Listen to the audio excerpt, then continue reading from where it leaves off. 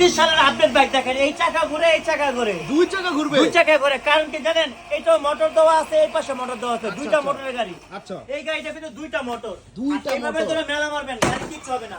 এত বডি এত মজবুত। স্ট্রং দেখেন ভাই, চাকাগুলো দেখেন অনেক হেভি। অনেক এভাবে heavy। আস্তে আস্তে করে বাচ্চারা যত চঞ্চল বাচ্চা হোক, দুষ্ট বাচ্চা হোক, কিচ্ছু করতে পারবে না। আচ্ছা। এটা কিন্তু ভাই বসে কিন্তু চালাতে পারবে।